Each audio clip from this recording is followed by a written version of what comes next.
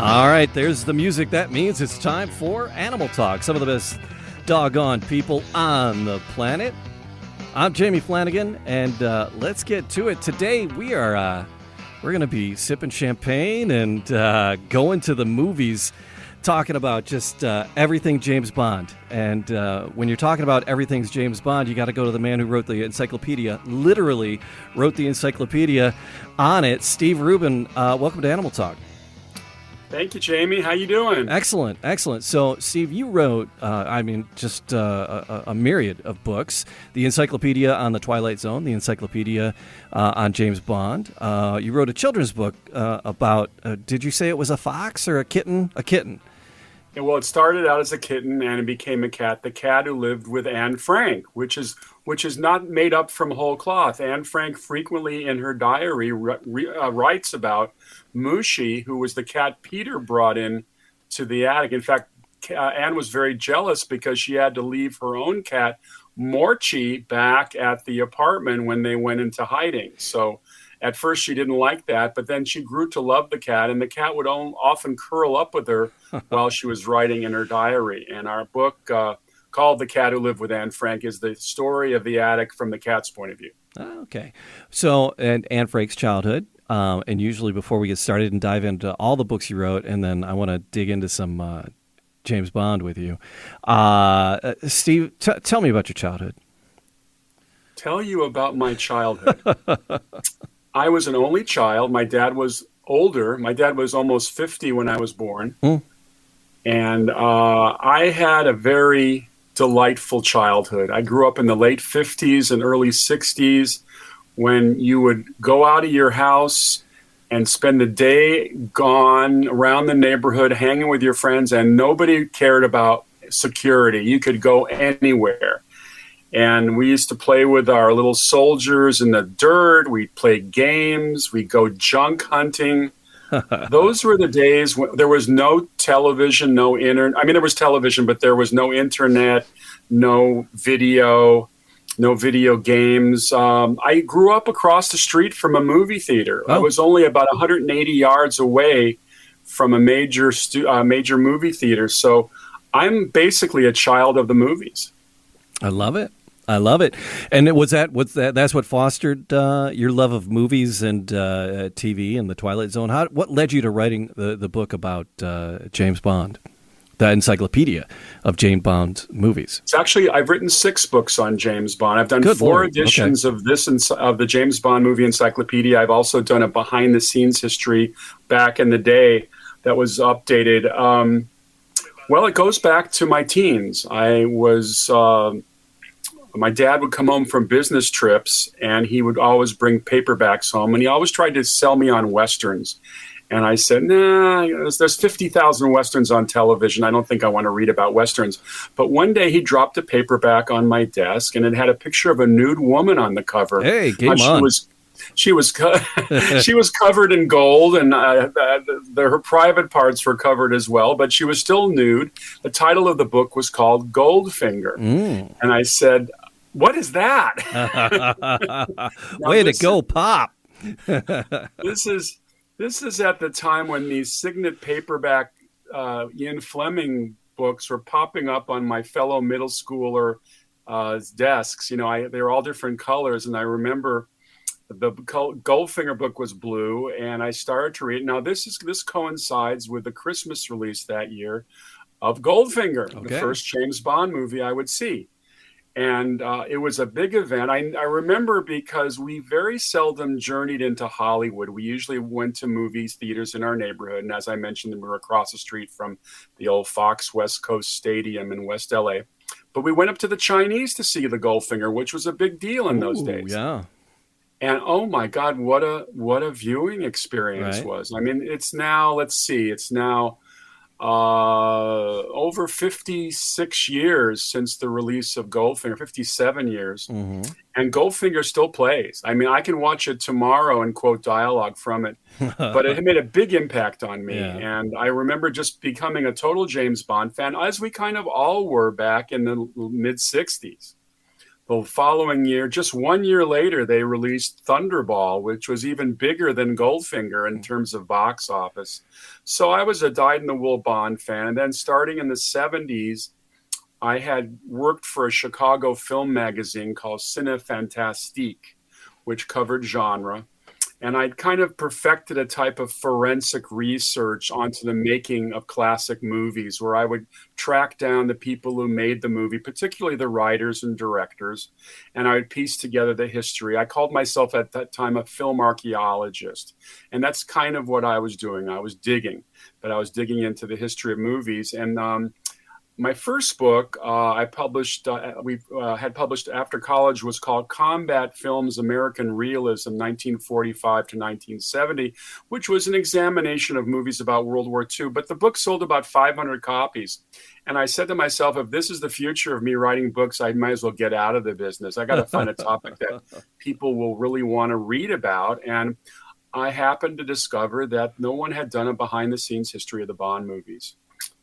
And that started me on that road, which led, of course, to the encyclopedias later. So I've been writing about Bond for over 40 years. Okay. And it ended up being, you said you said 6 books on Bond? 2 editions of the Behind the Scenes History, which was called the James Bond Films of Behind the Scenes History, and 4 editions of the James Bond Movie Encyclopedia. The latest is out now, includes No Time to Die. Okay. Spoiler alert, apparently there is. At the end of the movie.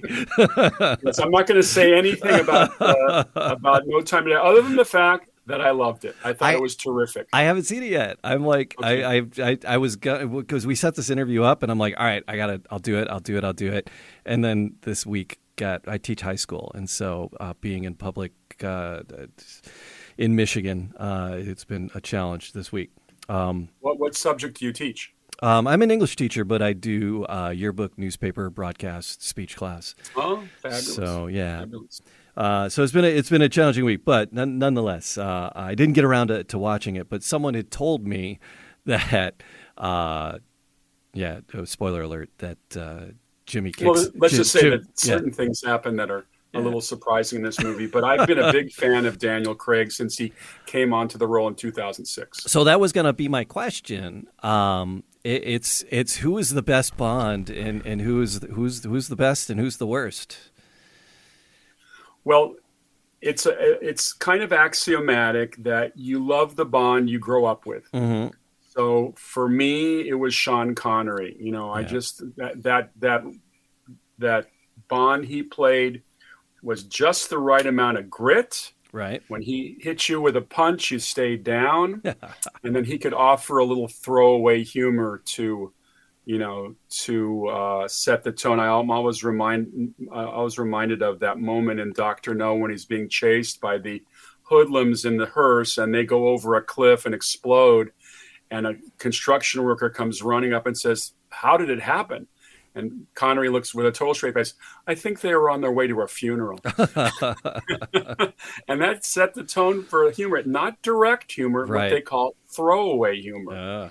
When Roger Moore came in later, then it was a little bit more of a humorous thing because Roger was very good with light comedy. But Connery was my favorite. But I have to say that since 2006, I've been a dyed-in-the-wool Daniel Craig fan. I think we needed a new Bond for the 21st century that kind of brought us back to Connery's ruthlessness. Yeah. I mean, Sean will always be the standard and the golden standard, the golden finger standard of it. But Daniel, just brought it, and because the Bond just it starts with a chase scene, right? It always starts with a big chase scene, and Daniel Craig, that chase scene at the beginning was just on foot, and just the chase scene was just running, and you're just out of breath watching it. That just blew me away. I'm like, oh my, all right, we'll give this guy a chance. Oh yeah, and by the way, the guy who was chasing Sebastian Foucan was one of the creators of parkour.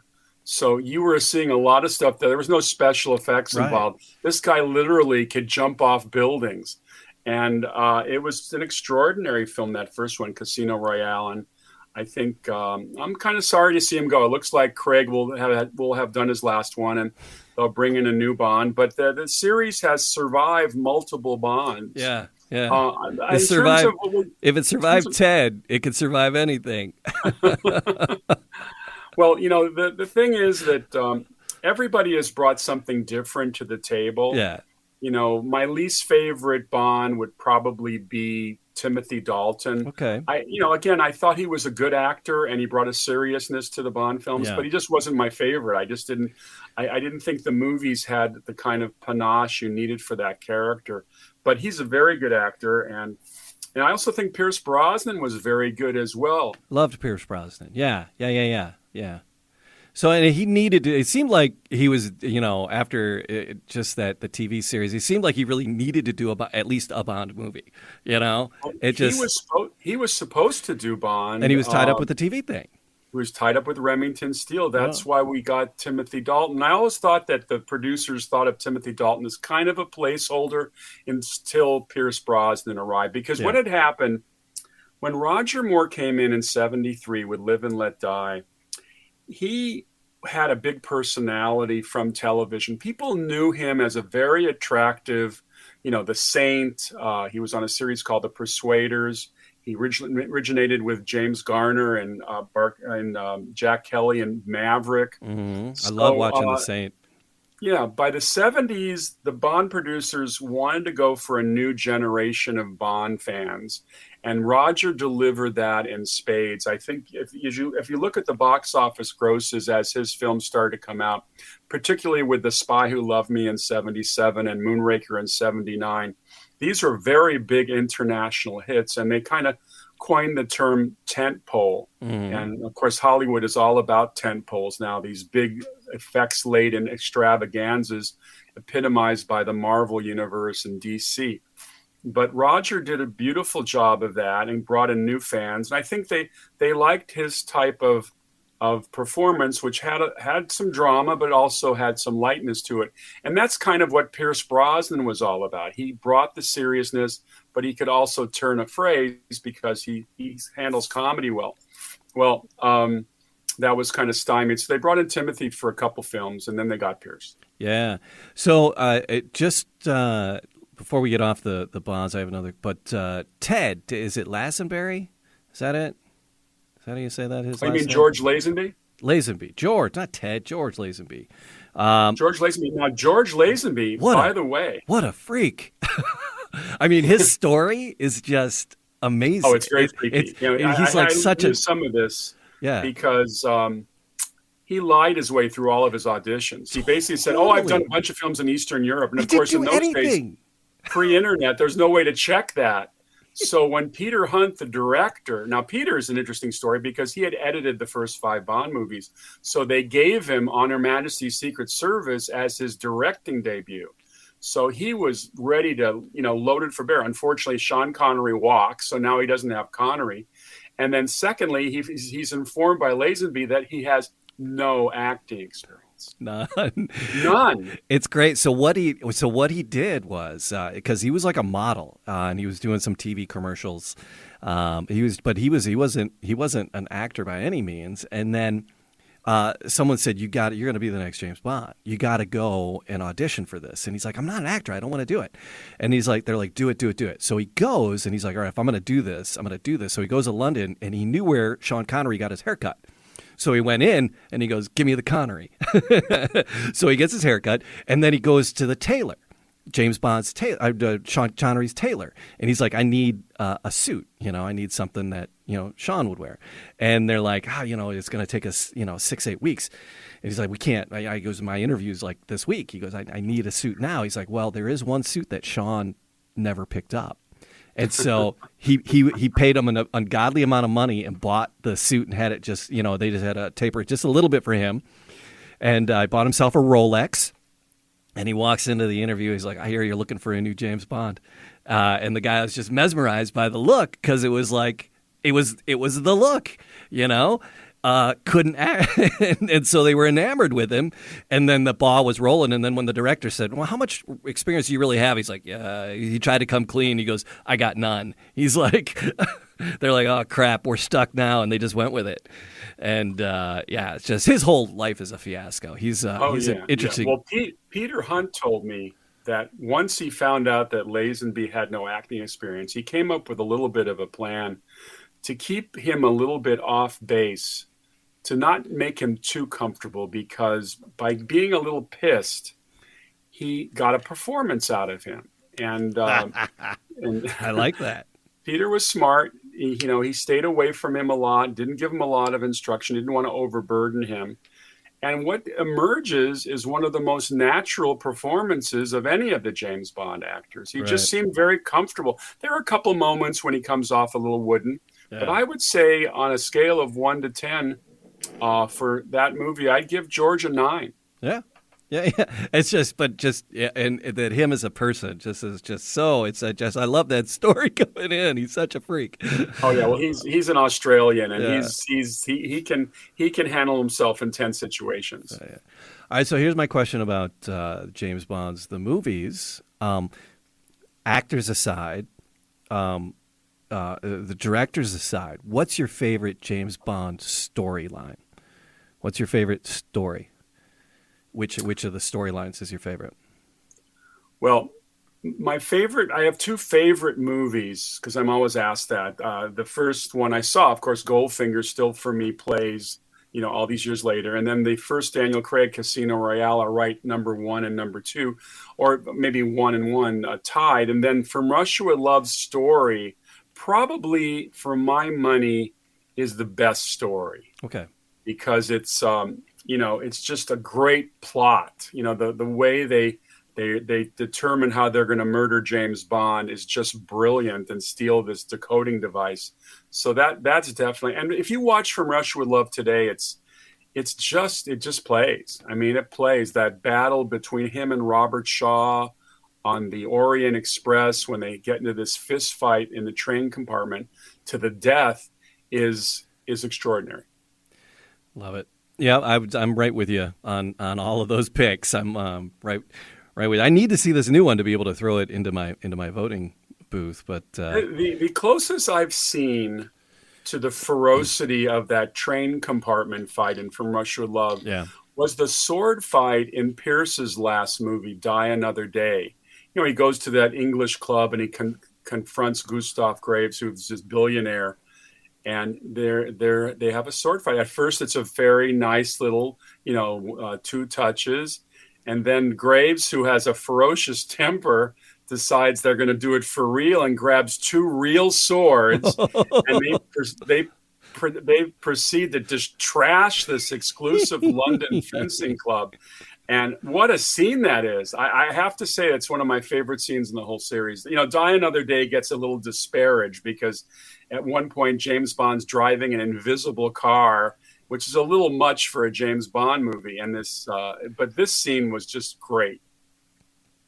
All right. So James Bond is like the Man Cave Happy Hour is one of the podcasts that we do, and it's all about spirits. And James is known for his martinis, and then the Seagrams. Was it Seagrams? No, not Seagrams. Yeah, Seagrams. You're talking about champagne? But is it champagne? What's his drink? Is it champagne or is it the martini? Well, it's a vodka martini. Yeah, shaken, not stirred. Right. What kind of vodka? I'm not sure, but I think he likes. Russian vodka. But he also likes champagne, and he's always ordering a bottle of Bollinger or the Blanc de Blanc or, whatever. So what does he drink more of? Does he drink more champagne or does he drink more martinis? What's come up more in the movies? I would say the martini is his chosen drink. Yeah. But he's always ordering champagne. I don't know if he orders it in every movie. It's so funny in Casino Royale when he's losing and in the Texas Hold'em tournament, and he's lost all of his money, and the bartender comes up, "Do you want that martini shaken or stirred?" He says, "Do I look like I give a damn?" And it's a great little moment for Daniel. Yes, I love that. But I actually tried a martini once. I have to say that I am not a heavy drinker or just a drinker per se. I tend to go for pina coladas and margaritas and I'm not. My wife says I'm a wussy drinker, so all right, I admit it. But I had to pose with a martini once for the cover of the L.A. Times, and I took a sip of that thing. I said, "What is that?" Yeah. I don't like the olive. I'm not an olive guy.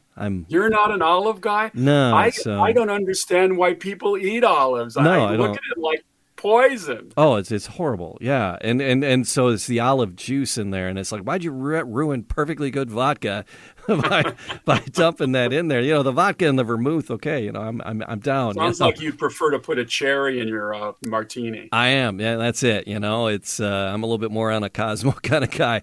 I'm a girl drink drunk, pretty much. Throw an umbrella in it, and I'm pretty happy. So You and me both. Let's go out for a couple of Kahlua and creams. well, I brought champagne because very good. just Very for good. the James Bond champagne.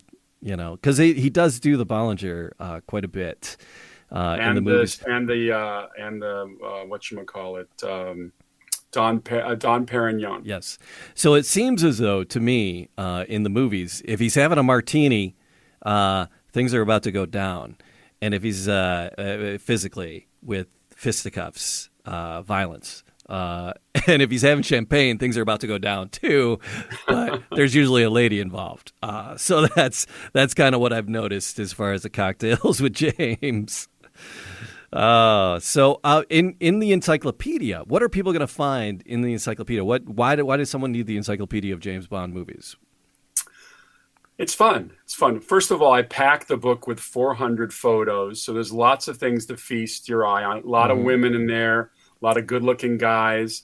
I got remember I was talking about those Signet paperbacks I found on my middle school friends' desks. Yeah. I was able to get the rights to reproduce those covers. Nice. I've got some beautiful artwork by Jeff Marshall and Brian May, who did evocative posters that no one's ever seen before. They've never been published. Lots of color for my first book with color. And the book turned out really nice. I'm very proud of it. Excellent. So, I mean, it's like it's a great companion while is it something you want to have handy while you're watching the movie? Is it something to peruse on the coffee table just while you're enjoying your martinis? It's one of those books where you can open it up when you're watching the movie. I have what I call the setups for all the films. I don't give away spoilers. So if you haven't seen a film, I'm not going to spoil it for you. All right. But I have every actor, every location, every gadget, every character name, biographies for over 500 people. I mean, the Bond movies have been going on now for almost 60 years, so there's a wealth of information. Wow. A lot of behind-the-scenes trivia, things you might not know. So I pack it with information, and it's not a book you have to read cover to cover. You can just drop in and just, for instance, I'll pick up a copy of it right now, and I'll flash real quickly to page 206, and there we have George Lazenby. We just started talking about George. There he is. And then just before George Lazenby, I have a reference to the Lawrence of Arabia theme, which is prevalent in the movie The Spy Who Loved Me. Yeah. In the Roger Moore films, they were always trying to be cute by adding themes. I mean, in Moonraker, he's tapping on the keypad, and it's the key tone from Close Encounters of the Third Kind, that kind of stuff.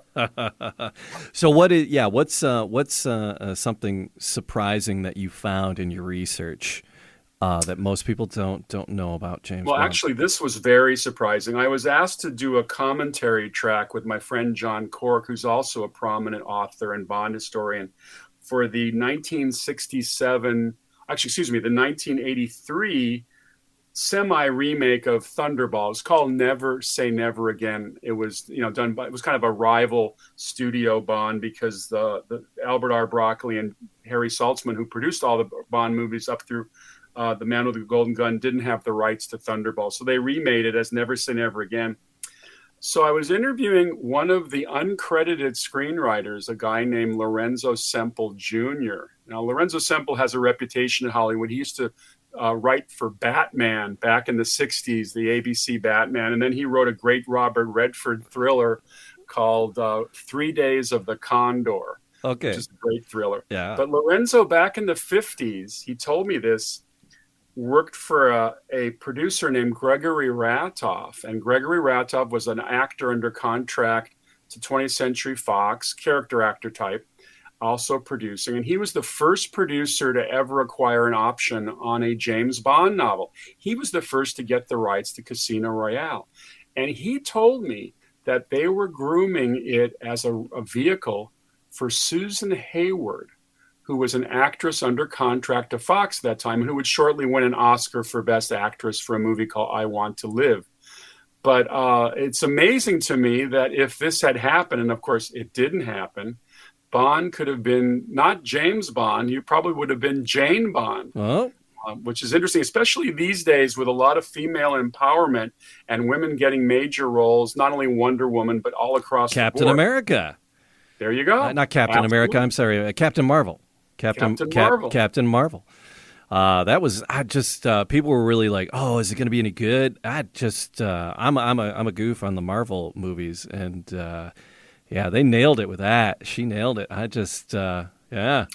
I love powerful women in film. I think it's just great. And we're seeing a lot of that these days all across the board.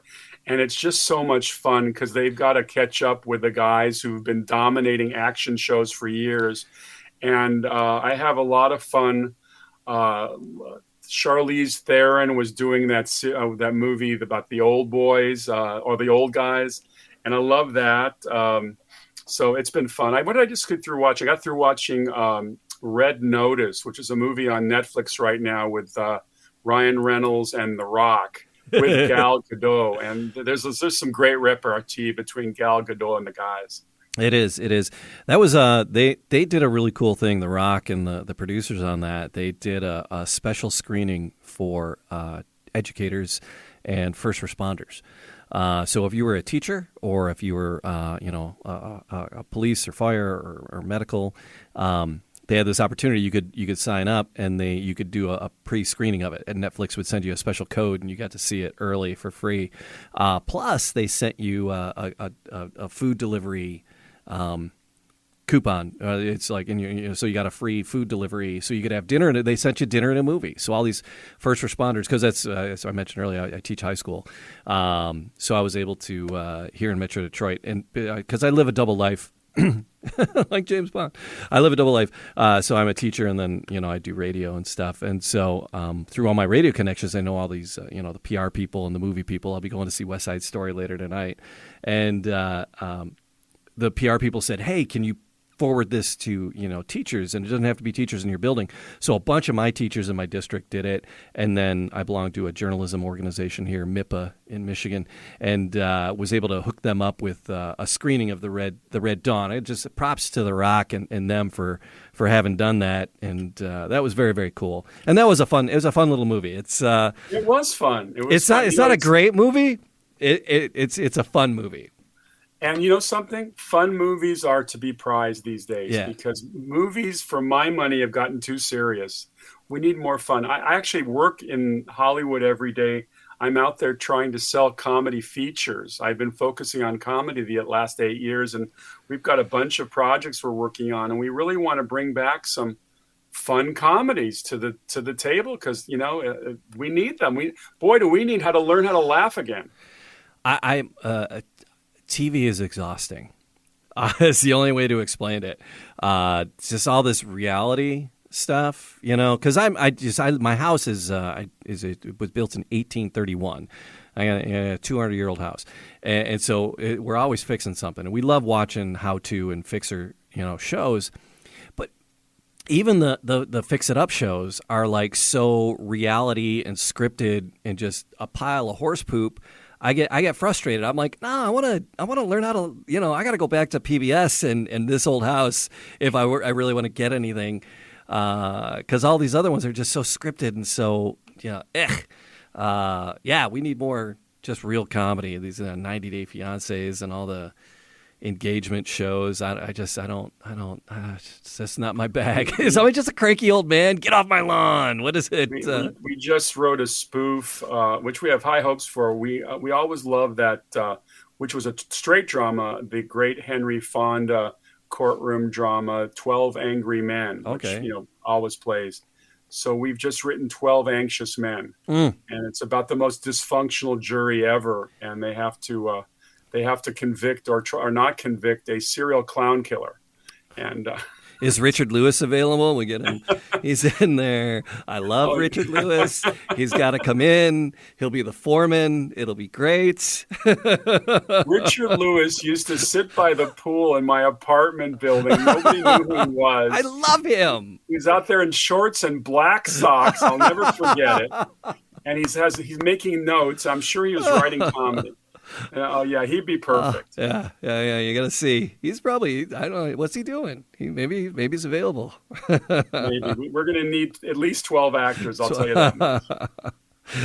Oh, all right. So, Bond, you also did the encyclopedia of the Twilight Zone. So Rod Sterling, he passed back in 1975, right? Yes. So you didn't get to talk to him for the book. So where did you pull your sources for the book? Well, I became very friendly with his widow, Carol Serling. Okay. And Carol Serling lived in Pacific Palisades. She had seen a short film I had directed as an experiment. I actually remade an episode of The Twilight Zone back in '98. One of my favorite episodes was not one of the more popular ones, but I enjoyed it very much. It was called The Seventh is Made Up of Phantoms. And it's about an Army tank crew that's on maneuvers in modern-day South Dakota. And they go through a warp, and they end up following the train of the Custer's Last Stand. Wow, okay. So we actually shot it out at Camp Pendleton near San Diego with real big armored vehicles, nice. And it was considered an exercise for the Marines. So Carol liked the film very much, and I began to get research material from her, including a lot of photographs. You write encyclopedias, Jamie, you got to have a lot of illustrations, because as fun as my writing, I think, is, they want photos. And one of the goals in that book, I would argue that in the 5 years and 156 Twilight Zones that were produced, they had probably the finest cast of television actors ever. Oh, yeah. They had to start over each week. They had to bring in new people. Yeah. And so I have over 500 bios in that book as well of all these people who need to be toasted and remembered. And even though there'd been some Twilight Zone books out, I didn't feel that they did justice to the performers. And then once again, I did my research, finding as much behind the scenes information. And I interviewed nearly everybody who's still alive from the series. So I was able to collect some more great behind the scenes facts. And Carol opened up the files, so I got the actual salaries these people made back in the day, which is just very funny. It's just, these shows were not produced for very much money. Sure, yeah. It's interesting. My wife and I, it's our running joke. It's like, a loaf of bread ain't 10 cents anymore. It's like when we complain about the price, because that's something her father would say. It's like, I don't know, a loaf of bread ain't 10 cents anymore. Tell that to me, who fills up his car the other day, and it's $6 a gallon. Oh, crikey. Yeah. So it's like, it's looking back at those historical fees. One of the other podcasts I do is called Detroit City of Champions, and it's all about 1935, because 1935 was just astounding in Detroit. We had Joe Louis, who didn't win the championship in 1935, but there were 33 other championships, including the Lions winning their first, the Tigers winning their first World Series, the Red Wings winning their first Stanley Cup, and 30 other championships. It's just it's an astounding story. I'm the author of it.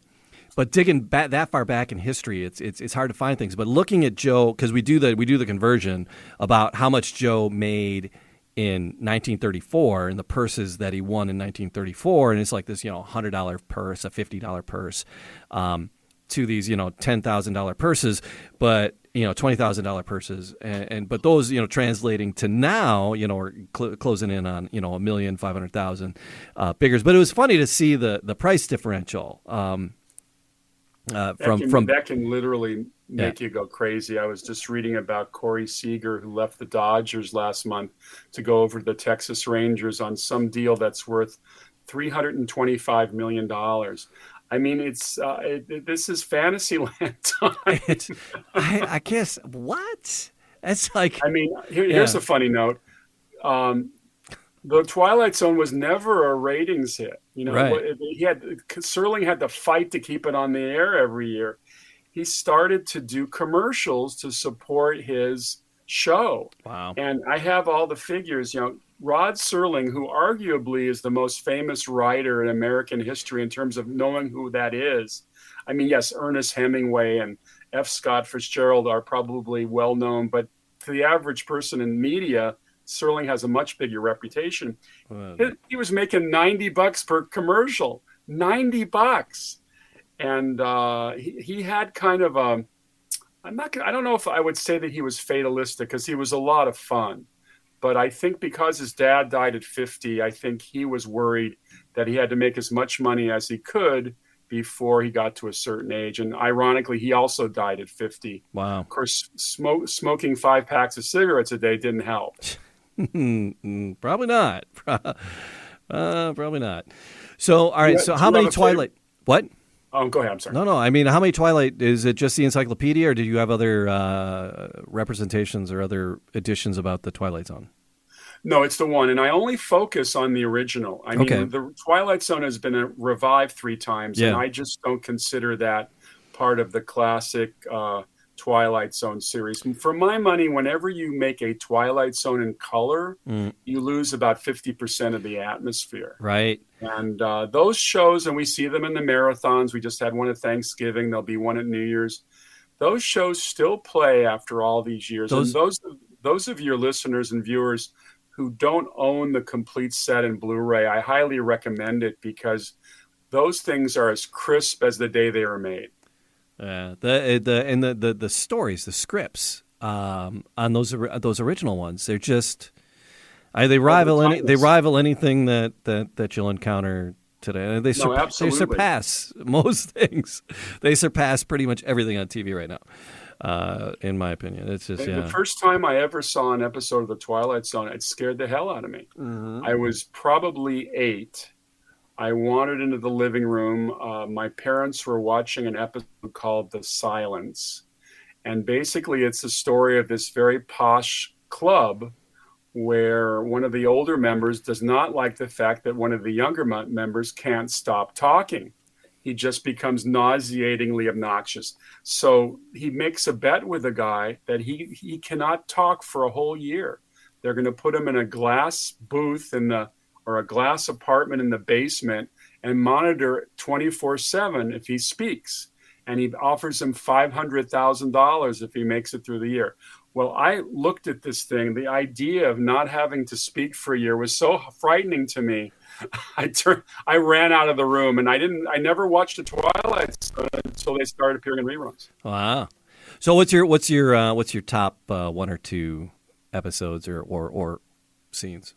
There's so many. Yeah. I mean, yeah. You can't not mention favorites without mentioning Burgess Meredith as the bookish bank clerk who goes into the bank vault every day at noon so he can read in peace, and that's when the world ends. And he finds himself to be the only man in New York City with a mountain of books to read. And then, of course, something happens. And I'm not going to spoil it, but we know it. It's called Time Enough at Last. Most of everybody knows that episode. Mm-hmm. I also like William Shatner on the airplane looking out his window, and he sees that gremlin on the wing ripping up the cowling on the engine. That's called Nightmare at 20,000 Feet. And then one of the more wistful episodes is called A Stop at Willoughby, which is about an insurance executive who takes the train back to Westport, Connecticut every night. And he starts to see this idyllic community in sunshine. Looks like a summer day, when in reality it's the middle of winter and there's snow outside. But he has this one stop at his ship on his trek every day. And I love that episode. Serling was interested in nostalgia because talk about your childhood. He loved growing up in Binghamton, New York, and playing on the carousel and little small town life where everybody knew your name. And the community of Binghamton was like a giant Cheers episode. And I think that when he started to write his stories, he thought about what it's like to go back to an idyllic because he was working in Hollywood, and Hollywood, even back in the 50s and 60s, was, crazy. Yeah. It's one of my favorite episodes. I'm not sure if it's the bank vault one where the quarter stands on edge and time stops. Sure. Right. Sure. Right. He threw the quarter at the newspaper stand, and the quarter stood on edge, and time. Now you can hear everybody speaking. He suddenly becomes a telepath. Yeah.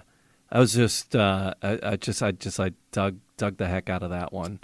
I think that was Dick York, who later went on to become Darren Stevens opposite Elizabeth in Bewitched. So many people were on that show. Were one of the Howards? Was he the Wish It to the Cornfield kid? No, that's actually Billy Mooney. Oh, Billy. Okay, Billy Mooney from Lost in Space. Ron Howard actually is Ron Howard has a tiny little part in an episode of another one of the Wistful episodes, kind of a companion to A Stop at Willoughby. It's called Walking Distance. Okay. And Gig Young plays another burnt out advertising executive who goes back home and goes through time and ends up seeing himself as a kid. And one of the kids across the street is Ron Howard. But Bill Mooney was in 3 episodes of The Twilight Zone. That Wish of the Cornfield, that's like so many of those things are part of just the phrase Twilight Zone itself is part of the American vernacular. And then just whenever I'm angry, it's just I'm like, just wish it to the cornfield. Just so many of those phrases, so many of those ideas just become part of the American fabric. And those shows are so important. Bond and the Twilight Zone even more so with that. Well, it's nice to write about a subject that everybody immediately identifies with, and I enjoy that. And, the Twilight Zone, here it is, 2021, going into 2022. 50 years from now, they'll still be watching these old episodes that were produced in the 1950s and 60s. They play and play and play. I think Serling tapped into something that just is very special. He's a very smart filmmaker and writer. I discovered something. You know how in regular shows there's a lot of product placement these days? You drive into a Chevron station, you go by McDonald's, a lot of signage, it's just everyday stuff. Oh yeah. If you watch these 156 episodes of the original Twilight Zone, there are only 2 times in the whole series where you see anything even closely representing product placement. There's the very first episode, which is the pilot of the Twilight Zone, is called Where Is Everybody? Earl Holliman is wandering around this town. He can't find any human beings. And he wanders past a gas station, and you see a sign for a type of oil. And I discovered that was a real type of oil. Okay. But the only other reference, and that is hardly product placement, it's just signage. And then there was a reference at one point where somebody's given a Mickey Mouse watch.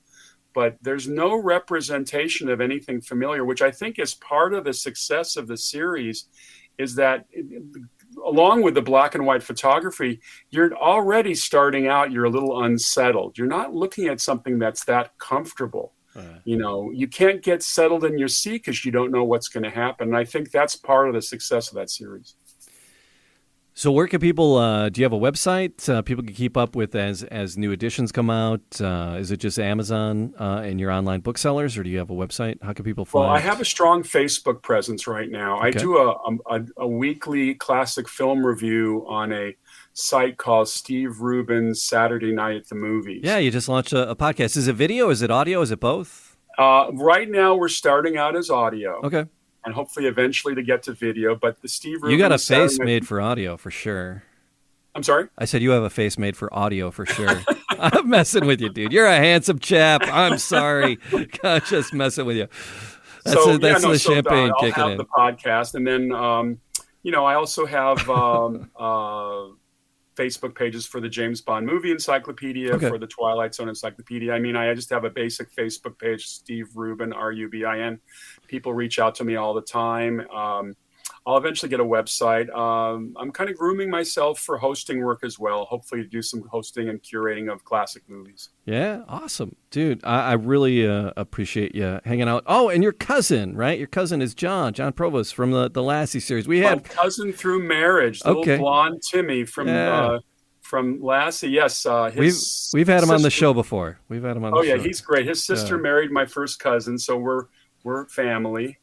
And he's a really nice guy, and he's married to a terrific woman who knows all of the classic film actors. I always bump into them. I thought you were going to say all your family secrets. I thought.